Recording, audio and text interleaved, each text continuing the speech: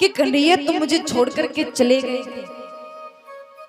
आज रास में आने के लिए राधा रानी देर में आती हैं, अपने गले में मोतियों का हार पहन के आती हैं। सोचती हैं कि कृष्ण मुझे छोड़कर गया था ना, मुझे छोड़कर चला गया था ना। अब देखो कृष्ण के कैसे मजे लेती हूँ। कृष्ण के साथ कुछ उपहास करना सोचा। रास में आती है, रास में आती है। कन्हैया कहते हैं राधा आज तुम्हें आने में इतना देर कैसे हो गया, आने में इतनी देर कैसे हो गई। राधा रानी कुछ नहीं कहती। तब कृष्ण राधा ने जो अपने गले में मोतियों का हार पहना था, उस हार की तरफ जैसे ही हाथ बढ़ाती है कि राधा कहती है कि अरे कृष्ण रुको,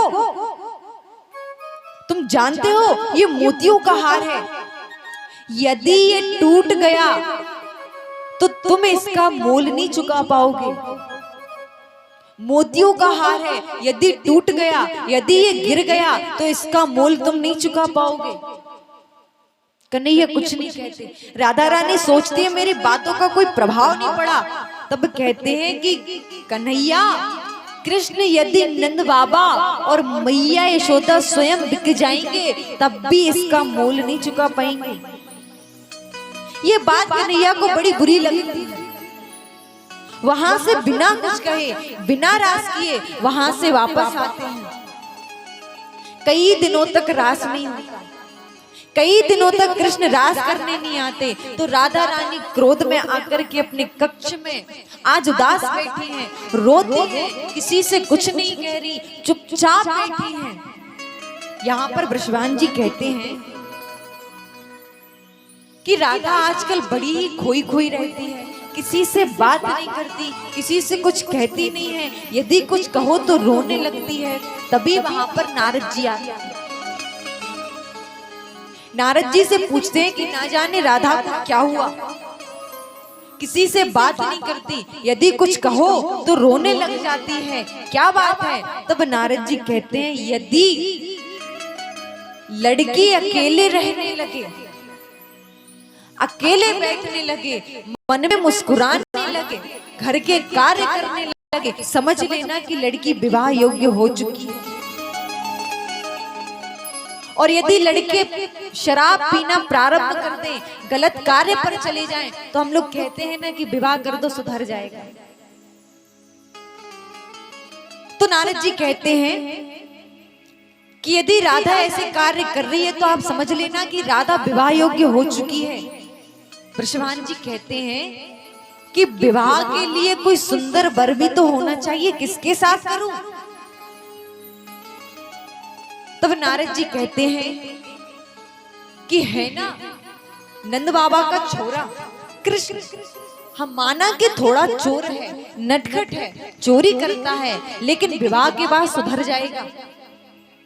तब बृषभान जी एक स्वीकृति पत्र लिखते हैं, उस पर लिखते हैं कि मैं अपनी बेटी राधा का विवाह कृष्ण के साथ करवाना चाहता हूं, यदि आपकी अनुमति हो तो स्वीकृति पत्र अवश्य भेजिए। 100 पात्र सजाए जाते हैं, किसी में हीरे, किसी में मोती, किसी में सोना, किसी में चांदी, ऐसे करके 100 पात्र भर के रखते हैं। यहाँ पर नंद बाबा के घर पहुंचते हैं। नंद बाबा सारे पात्र हटाकर देखते हैं, कृष्ण दूर से खड़े होकर के देख रहे हैं कि मेरे विवाह के लिए पत्र आया है, पर जैसे ही मोतियों के थाल को देखते हैं, बिना कुछ कहे वहां से चले जाते हैं।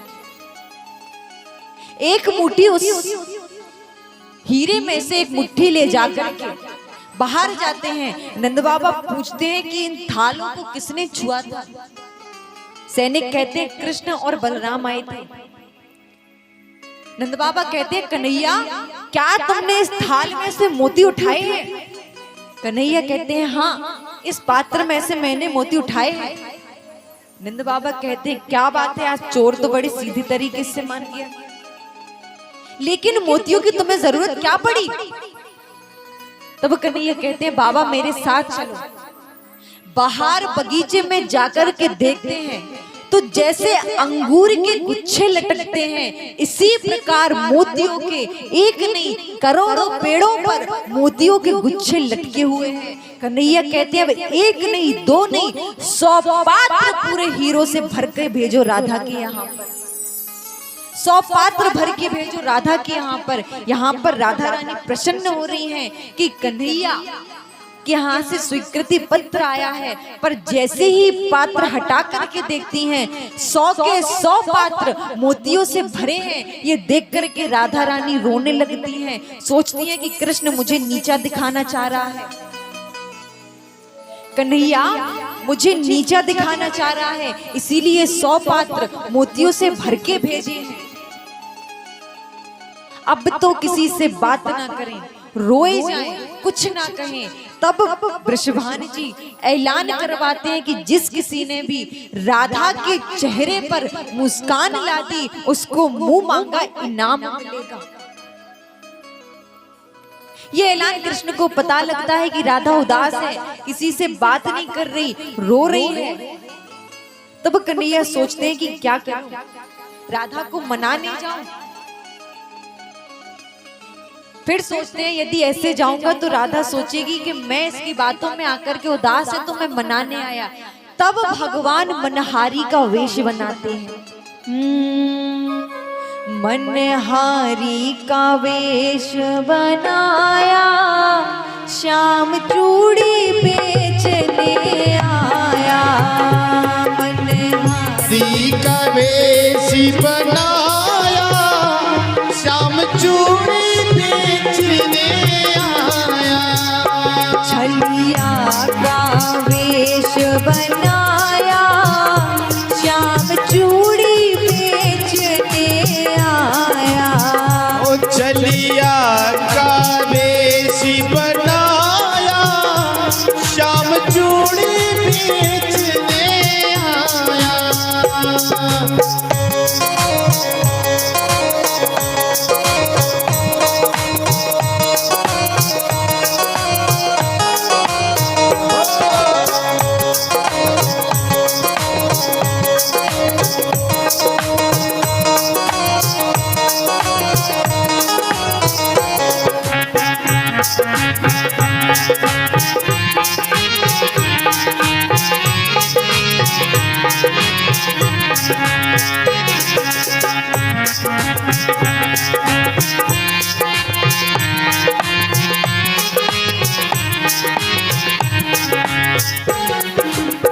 यहाँ पर कन्हैया मनहारी का वेश बना के झोली कंधे धरी, उसमें चूड़ी भरी। झोली कंधे धरी, उसमें चूड़ी भरी।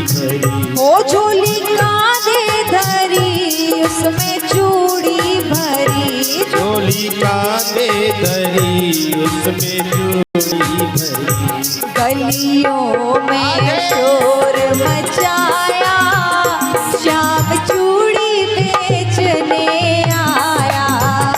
कन्हैया का वेश बनाया, श्याम चूड़ी बेचने आया।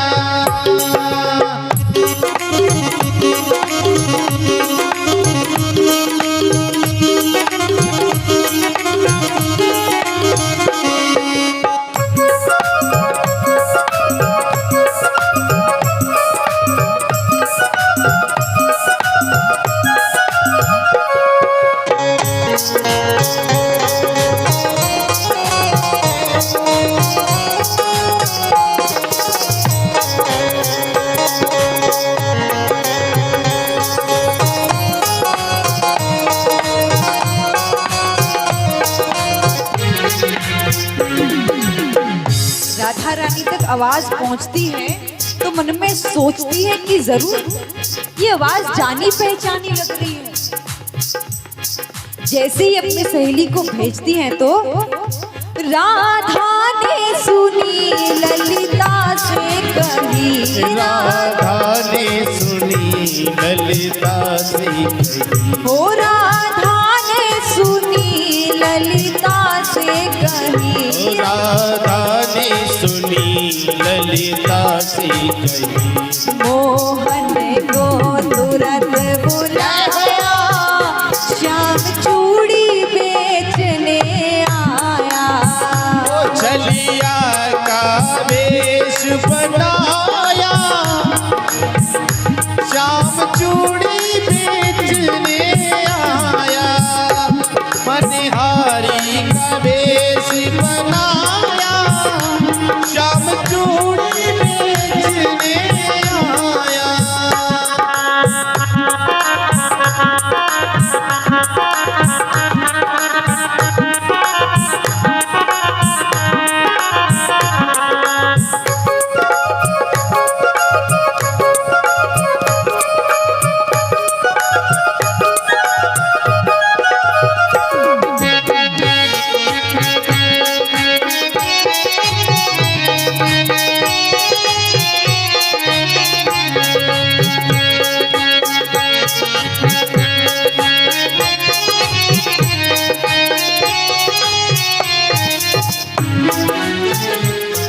अब जब कन्हैया को मनहारी के वेश में राधा रानी देखती हैं तो थोड़ा क्रोध बताती है कि मैं कन्हैया तुमसे रुष्ट हूँ, मैं क्रोधित हूँ तुमसे। चूड़ी लाल नहीं पहनो, चूड़ी हरी नहीं पहनो, चूड़ी लाल नहीं पहनो, चूड़ी हरी नहीं। ओ चूड़ी लाल नहीं पहनो, चूड़ी हरी नहीं पहनो। चूड़ी लाल नहीं पहनो, चूड़ी हरी क्यों? नहीं पहनो। मुझे श्याम रंग में भाया, श्याम चूड़ी बेचने आया। मनिहारी का वेश बनाया, श्याम चूड़ी बेचने आया। मनिहारी का वेश बनाया, श्याम चूड़ी बेचने आया।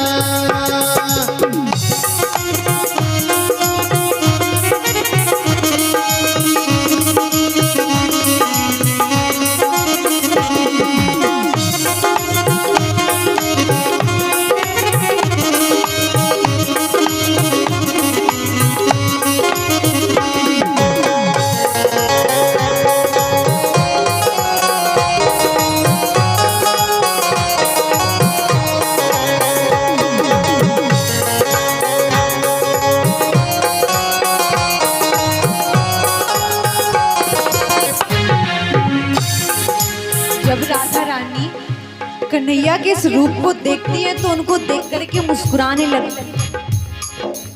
चूड़ी पहनने के लिए अपना हाथ आगे बढ़ाती है तो राधा कहने लगी तुम हो छलिया बड़े। राधा कहने लगी तुम हो छलिया बड़े। हो राधा कहने लगी तुम हो छलिया बड़े।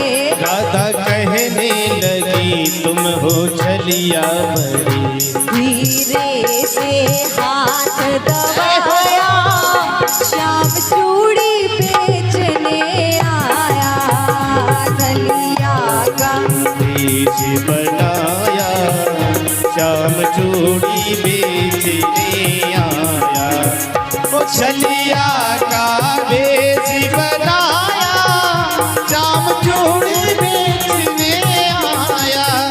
छलिया का वेश बनाया, श्याम चूड़ी बेचने आया। श्याम चूड़ी बेचने आया, श्याम चूड़ी बेचने आया, श्याम चूड़ी बेचने आया।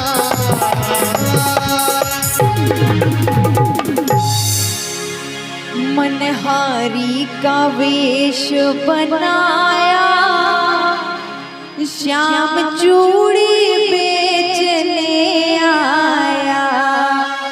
छलिया का वेश बनाया, श्याम चूड़ी बेचने आया। बोलो कृष्ण कन्हैया लाल की, राधा रानी सरकार की जय हो। राधा रानी को मना करके कृष्ण वहां से चले जाते हैं। अब यहाँ पर तो भगवान लीला कर रहे हैं, रसमयी लीलाएं कर रहे हैं, पर जो भगवान ने कंस अक्रूर जी को भेजता है, कंस